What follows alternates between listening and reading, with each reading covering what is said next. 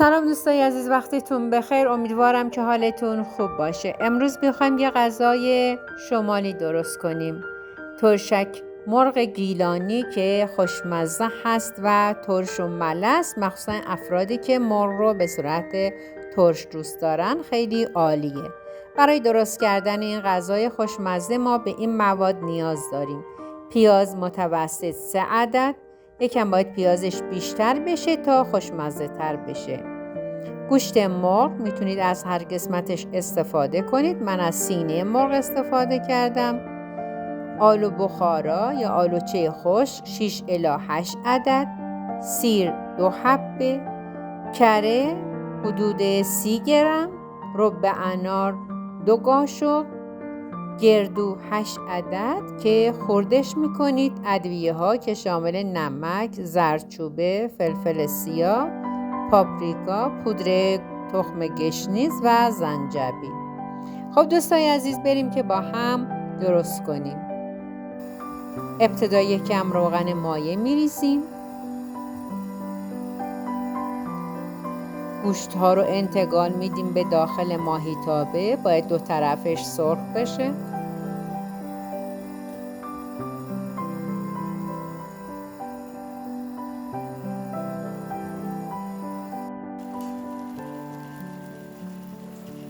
یه طرف که سرخ شد برمیگردونیم طرف بعد هم سرخ بشه.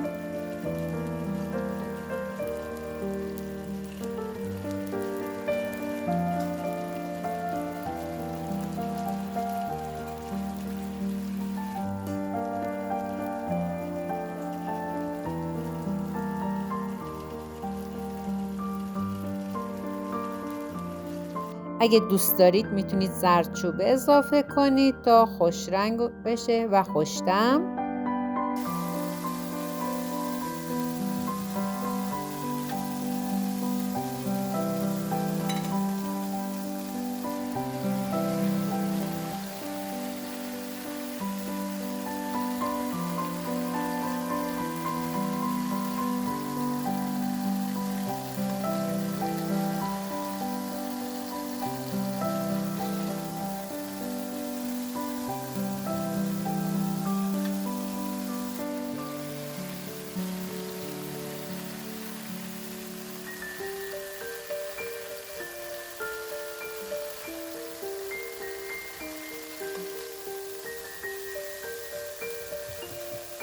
مرغا که سرخ شدن، مرغا رو برمیداریم.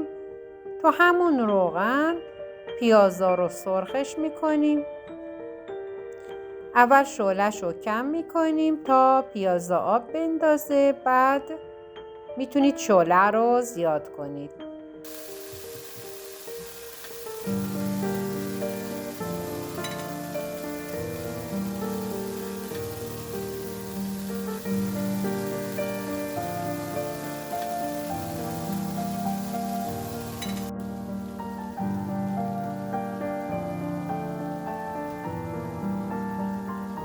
بعد که پیازها سبک شدن، گردوها رو اضافه میکنیم. یکم با گردو تفتش میدیم.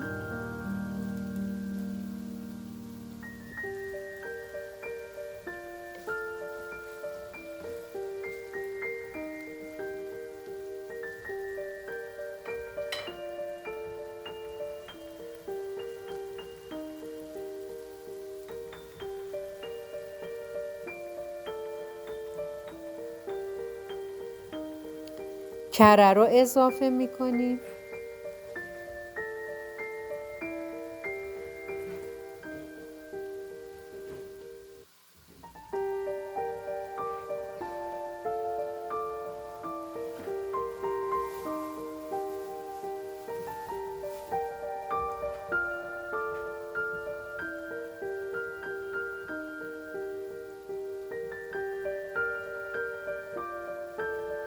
ادویه ها،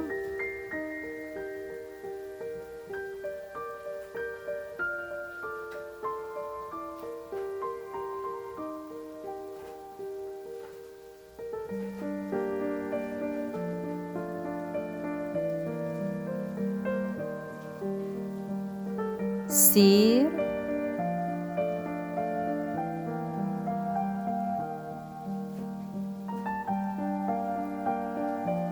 رب انار رو اضافه میکنیم، با هم مخلوطشون میکنیم و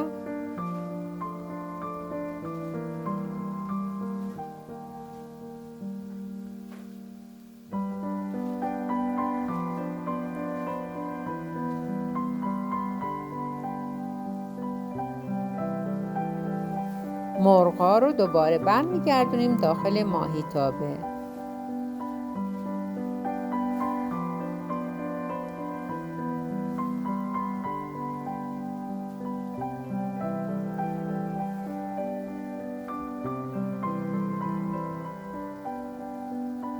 آلوها رو اضافه میکنیم.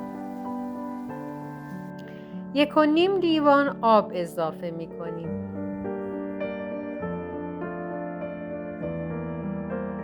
شعله رو کم میکنیم تا بپزه. باید آبش کشیده بشه.